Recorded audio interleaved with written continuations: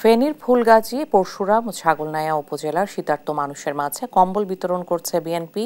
বিস্তারিত জানাতে সরাসরি যুক্ত হচ্ছেন সহকর্মী তোফায়েল আহমেদ নিলয়। নিলয়, কম্বল পেয়ে শীতার্তদের অনুভূতি কি?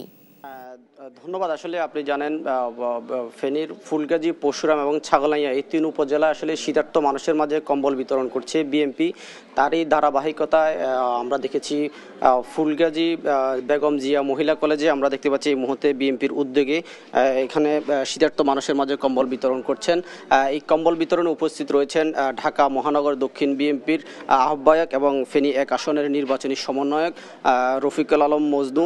আমরা দেখেছি আসলে এই তিন উপজেলায় অর্থাৎ নির্বাচনী যে 1 আসন রয়েছে এই 1 আসনের শীতার্ত মানুষ যারা রয়েছে তাদের জন্য আসলে বিএনপির উদ্যোগে এইসব কম্বলগুলো বিতরণ করছেন। এইসব কম্বল পেয়ে আসলে এখানকার মানুষদের যে যারা শীতার্ত মানুষ ছিল তারা দীর্ঘ সময় যে গত কয়েকদিন যে শীতের যে তীব্রতা সেটি থেকে বাঁচার জন্য আসলে বিএনপির এই উদ্যোগকে তারা আসলে স্বাগত জানাচ্ছেন। তবে আমরা এখানকার যে বিএনপির যে নেতাকর্মীরা রয়েছে তাদের সাথে কথা বলে জানতে পেরেছি যে আসলে পুরো 3 উপজেলার যে সকল শীতার্ত মানুষরা রয়েছে তাদের জন্য আসলে এই শীত বস্ত্রগুলো বিতরণ করা হচ্ছে। এছাড়া আমরা এখন কথা বলবো এখানকার যে প্রধান অতিথি রয়েছে ঢাকা মহানগর দক্ষিণ বিএনপির আহ্বায়ক রফিকুল আলম মজনুর সাথে। আমরা আসলে দেখেছি যে আপনার নির্বাচনী আসনে আপনি কম্বল বিতরণ করছেন, আসলে কি পরিমাণ কম্বল বিতরণ করছেন, আসলে এখানকার মানুষের অনুভূতিটা কেমন দেখছেন?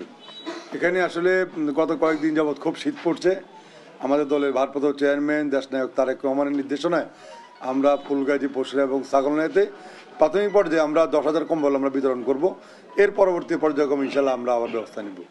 আজকে আমাদের নেত্রী দেশনেত্রী বেগম খালেদা জিয়া ওনার জন্মভূমি এই ফুলগাজী এলাকা, এখান থেকে আমরা শুরু করেছি এবং এরপর আমরা পরশুরামে যাব, এরপর আমরা ছাগলনাইয়া আজকে প্রায় 5টি স্পটে আমরা আজকে বিতরণ করবো। এরপর পর্যায়ক্রমে আমাদের এই 10,000 কম্বল আমাদের বিতরণ কার্যক্রম চলবে। আজকে আমরা একটা কথা বলতে চাই যে আজকে এই ফ্যাসিবাদ মুক্ত বাংলাদেশ অনেক শহীদের রক্তের বিনিময়ে গণতন্ত্র যে অর্জনের পথে আমরা কাজ করছি। আজকে আমাদেরকে সতর্কভাবে কাজ করতে হবে। দলের ভাবমূর্তি নষ্ট হবে এমন কোনো কাজে দলের কোনো নেতাকর্মী জড়িত থাকতে পারবে না।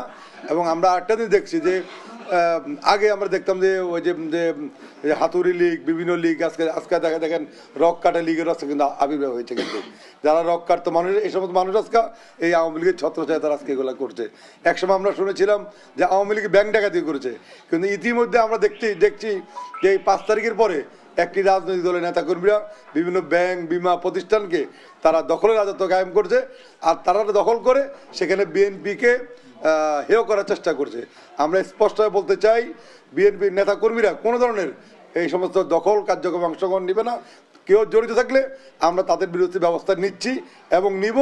কোনো চাঁদাবাজ, সন্ত্রাসী এই বিএনপির পক্ষে যারা এই সমস্ত কাজগুলো যারা করছেন, সন্ত্রাসী কার্যক্রম, এদেরকে বিএনপি কখনো কোনোদিন প্রশ্রয় দিবে না। এবং যারা এই সমস্ত অপকর্মের সহিত জড়িত থাকবে তাদের বিরুদ্ধে আমাদের দল ব্যবস্থা নেবে ইনশাল্লাহ। আমরা আমাদের দল শহীদ জিয়ার গড়া দল, বেগম খালেদা জিয়ার গড়া দল, আজকে এই দলের নেতৃত্ব দিচ্ছেন আমাদের নেতা, দলের ভারপ্রাপ্ত চেয়ারম্যান তারেক রহমান। ইনশাল্লাহ আমরা তারেক রহমানের নেতৃত্বে, যে তারেক রহমান যে রাষ্ট্র মেরামতের যে 31 দফা যে কর্মসূচি ঘোষণা করেছেন সেটা বাস্তবায়নের মধ্য দিয়ে ইনশাল্লাহ আমরা সুন্দর একটি বাংলাদেশ প্রতিষ্ঠা করব। সকলকে ধন্যবাদ।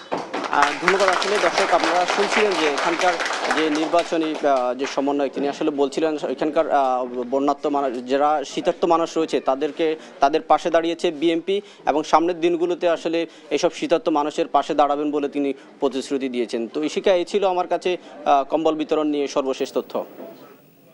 নিলয়, অনেক ধন্যবাদ আপনাকে। ফেনীতে শীতার্তদের মাঝে কম্বল বিতরণের সবশেষ তথ্য জানছিলাম সহকর্মীর কাছে।